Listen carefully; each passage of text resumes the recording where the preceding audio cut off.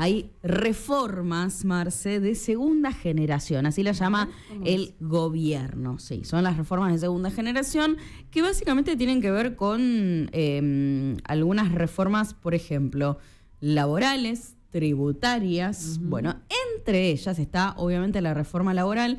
Yo estos días estuve hablando con algunos estos días, entre domingo y hoy, básicamente, y ayer, con los ya diputados y senadores electos, y todos lo que dicen es, ahora con estos números vamos para adelante con lo que va a ser a partir del 10 de diciembre estas reformas, sobre todo la laboral y la tributaria. La semana pasada se había armado bastante polémica y lío con la reforma laboral, sobre todo por un concepto que planteó el secretario de Trabajo, Julio Cordero, que adelantó el concepto de salario dinámico, uno de los conceptos que se querría incorporar en esta reforma laboral. Es decir, que tu salario podría justamente ser dinámico en función, por ejemplo, de tu desempeño. Yo lo escuché y me recordó, viste, como a la tarifa dinámica de Uber, la aplicación, como según el horario y la demanda, sube o baja. Bueno, no sé si sería así con el salario, pero me recordó a eso, la verdad.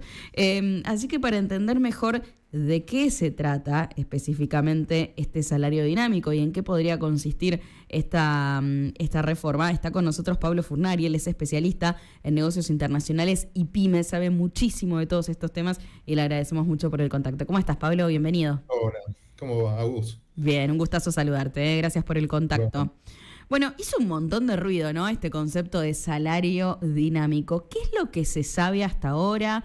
¿Lo ves aplicable? ¿Hay algún antecedente en otro lugar del mundo de donde podamos pispear, chusmear algo de cómo se aplica? ¿Qué nos podés contar? A ver, es parte de las reformas de segunda generación, lo que vos decías recién, o sea, ahora más empoderado el gobierno en poder hacer este tipo de cambios que quiere. Esto, digamos, está dentro de lo que sería la reforma laboral, que claro, por un lado son temas de beneficios fiscales, están pedidos por las pymes, el tema de la flexibilización de los contratos, otro de los temas también pedidos por las pymes, por el tema de los juicios y demás, y esto que sería un esquema de salarios dinámicos, que es un nuevo sistema de fijación de salarios, básicamente, ¿no? Entonces vos hoy tenés, digamos, el sistema actual es un sistema de paritarias, este nuevo esquema pasaría a un sistema individual de negociación. El actual, perdón, tenés ajuste por inflación, que el proyecto sería por productividad, ¿no? Y hay que ver cómo es la cuestión de la productividad. Actualmente tenés una participación, un rol importante de los sindicatos, dependiendo de los rubros. Esto estaría bastante reducido, o sea, no excluye a los sindicatos, pero le daría un protagonismo menor. Claro. Lo cual ya los sindicatos han expresado que quieren ver de qué trata y demás. Y lo que esto somete un poco es lo que vos decías de la estacionalidad, ¿no?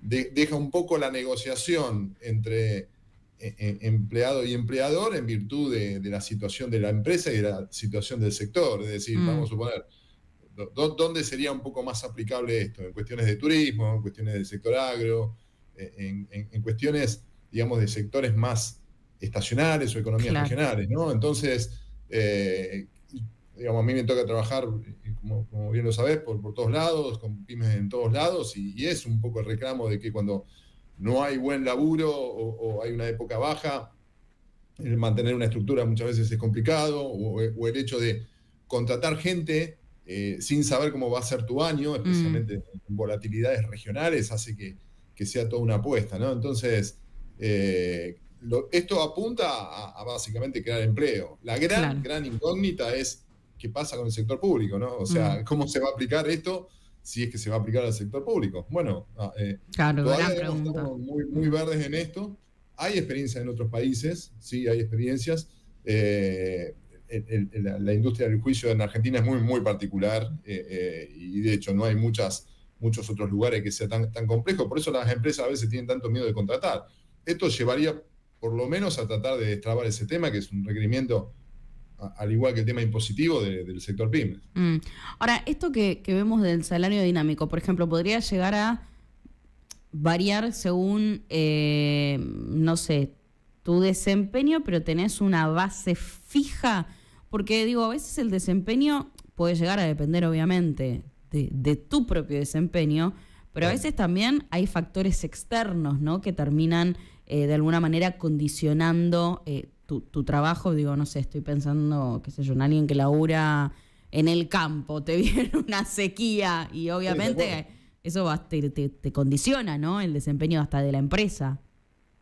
Mira, yo te lo traslado a un sector que conozco bien, que es el tema de las exportaciones. Sí, O sea, a veces cuando una empresa está en el mercado local y quiere comenzar a exportar, no sabe si contratar a alguien porque todavía no exportó y no sabe si eso va a ser algo que, por lo cual sea un negocio sustentable, porque la exportación es todo un desafío. Si bien es una venta, o es un proceso de venta, también requiere de muchas cuestiones que a veces las empresas se tienen que adaptar. Entonces, tiene miedo de tomar a alguien por el hecho de no saber cómo le va a ir el proyecto. ¿Por qué? Porque tiene miedo de contratar a alguien y después tener que despedirlo, y el tema de los juicios y demás, procesos por los cuales no quiere pasar. Por otro lado, ¿cómo sustituye esto? Con alguien adentro de la empresa. Es decir, alguien que ya está, le dice, mira, de ahora en más te encargas del proyecto de exportación. Ok, vamos a suponer que el proyecto va bien. Esto es algo que lo veo frecuentemente, o sea, no me estoy imaginando nada. Y a veces pasa que al trabajo que vos ya tenías, te dan la responsabilidad del hecho de poder de llevar el proyecto de exportación.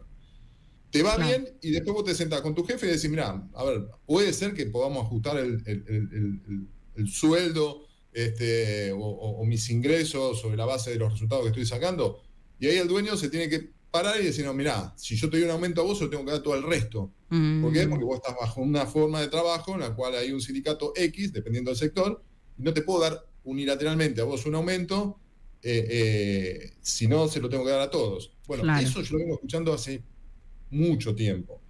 Entonces, creo que esta posibilidad, sin todavía, viste cómo es Argentina, es muy dinámico todo y lo que hoy se propone, y cuando esto salga, pueden haber 1000 cambios y 1000 propuestas, y está bien que sea así porque de eso se trata, pero creo que esto va a tender primero a, obviamente, nuevos puestos de trabajo, como una primera etapa, y después por ahí negociaciones con la gente con la cual uno ya viene trabajando.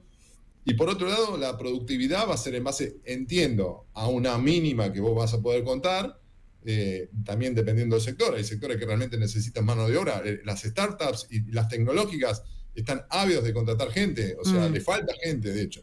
Y de hecho, son uno de los rubros en los cuales el empleado es el que pone las condiciones más que el empleador, ¿no? Entonces yo creo que va a ser muy dinámico en virtud del sector y de las estacionalidades. Turismo en el interior va a depender también muchas veces de cómo sea la temporada, de qué región, qué pasa cuando son las temporadas bajas, qué haces con la gente que trabajó con vos en esa temporada alta, y en la temporada baja qué decisión vas a tomar. Yo creo que todavía hay un montón para analizar, para ver y para aprender. Totalmente. Y por ejemplo, ¿qué mirada tenés y qué análisis, ¿no?, podés hacer sobre el tema de las famosas paritarias, ¿no? Porque ese también es un tema que siempre suele incomodar muchas veces a los gobiernos. Ahora, de hecho, entiendo que hay ahí un conflicto porque hay sectores gremiales que se quejan, que dicen que las paritarias están pisadas, ¿no? Entiendo que había ahí una discusión en la que había, no sé, paritarias que tal vez podían llegar a negociarlas tal vez la empresa con el propio sector. Digo, ¿qué mirada tenés? Y no sé, ¿podría haber hoy una propuesta superadora en la que la empresa se anime obviamente a contratar y eso genere más trabajo, pero que al mismo tiempo también se disipe este miedo que hoy resurge? Y uno entiende por qué surge también, que es el de el empleado, que hoy tiene miedo de decir, che, va a venir una reforma y no sé, voy a trabajar 13 horas sin derechos laborales. Viste, surgen los miedos de todos lados y uno comprende también por qué surgen los miedos de los dos sectores. Tal cual.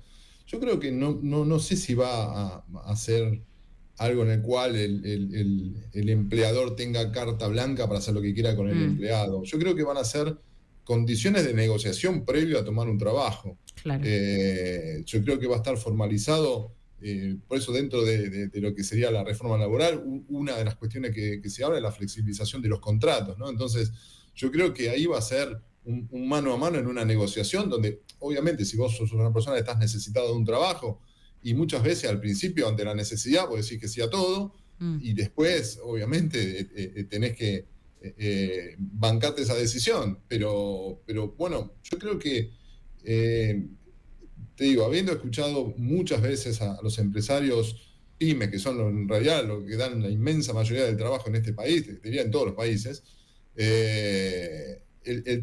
hace falta ajustar mucho en materia de contratación.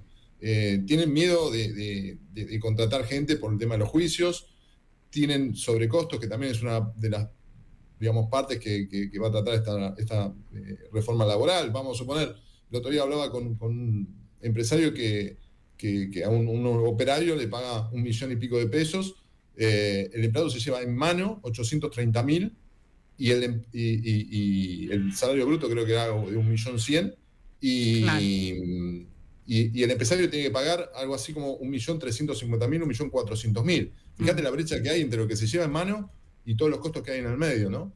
Claro. Entonces, esas cuestiones obviamente encarece todo, porque, digamos, si hablamos de la competitividad también de las empresas, ese costo que hay en el medio, que por un lado no le llega a demasiado beneficio al empleado, son costos que tiene que afrontar el empleador, fomenta de que solamente el 40% de toda la masa salarial, digamos, sea en blanco, entonces, y el resto todo negro. Entonces, yo creo que hay que ver bien este tema.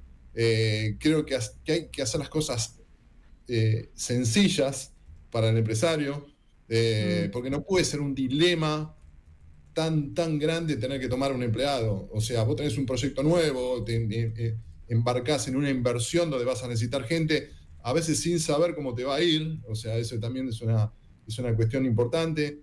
Y que el dilema tuyo sea no solamente si te va a ir bien con el proyecto, sino no tener despelote el día de mañana si no te va bien con la gente, es algo que a veces hay que estar en el rol yo siempre digo, hay que empatizar mucho, ¿no? De un lado y del otro, del empleado que necesita el trabajo, de donde va a haber una necesidad concreta de tener que ver de qué forma darle seguridad a ese empleado y que pueda trabajar con la cabeza limpia, en el sentido de no tener miedo. ¿Viste cómo pasa en las películas yankee o en las series donde vos ves que un tipo de hace 30 años está laburando en una empresa y de golpe dicen, no laburas más, agarra la cajita, pone sus cosas y se va? Bueno, tampoco creo que eso sea lo que pueda aplicarse acá en la Argentina, pero yo creo que tiene que haber un trade-off ahí en el medio de poder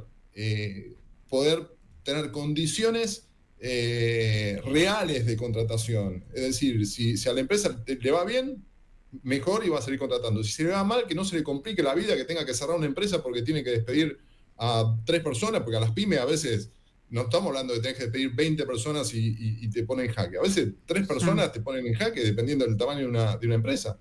Entonces, creo que va a tener que llegar toda esta ley a estudiarse bien, ver cuáles van a ser los roles de los sindicatos, que los sindicatos también sean modernos en muchas cuestiones que promueven y mensajes que dan, y bueno, llegar al mejor acuerdo posible. Y ahí, por ejemplo, ¿te parece que debiera haber miradas diferentes o un esquema diferente para lo que es una pyme que lo que es una gran empresa? Porque es verdad que yo creo que una pyme puede llegar a tener miedo de que por un esquema de contratación de repente se le pueda llegar a caer una empresa entera, pero no sé si es el mismo riesgo o miedo que tiene una gran empresa. ¿Debiera haber un esquema diferenciado? No, no sé si esto es algo que se ha discutido ya y tal vez hay... Algo había, creo que escuché hablar de una diferenciación. No es lo mismo tener una pyme de 20 empleados que tener una empresa de 1.000 empleados. Y donde vos tenés recursos limitados en otra, y en otro tenés también recursos limitados, pero no tanto. He visto, digamos, empresas en profundas preocupaciones a sus dueños, porque son empresas de estructuras chicas, y donde una cuestión de tener que reestructurar la empresa en base a tener que generar o nuevos puestos o tener que despedir a alguien porque ya no va a su puesto porque tiene algún tipo de conflicto, los pone en jaque. A una empresa grande no te pone en jaque que tengan que despedir a una persona.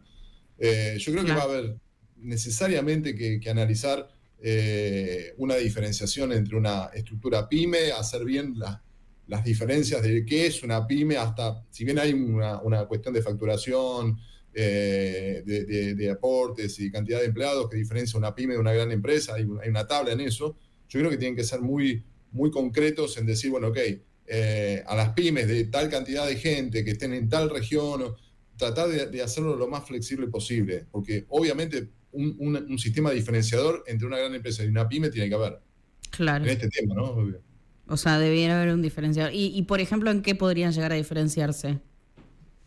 Que por lo menos tengan mayor flexibilidad las empresas pymes a la hora de poder contratar, que no haya cuestiones que sean que generen un conflicto futuro si a vos no te va bien en un proyecto determinado, si vos tenés que contratar temporalmente a alguien para que después poderlo tener dentro de tu estructura, no tener un problema.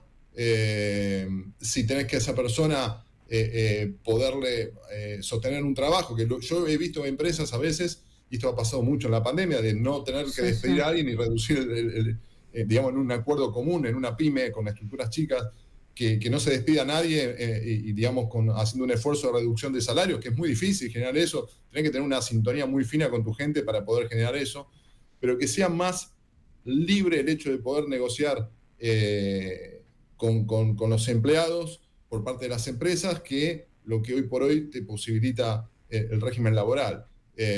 Yo creo que eso va a ser sumamente necesario. Vos no te ves que el 90% de las empresas y un poco más de Argentina son pymes. Es así. Y son familiares, son empresas familiares. Hay un altísimo porcentaje de empresas familiares en Argentina, como lo hay en muchos países, pero Argentina tiene, creo que llega al 95% entre lo que vos ves.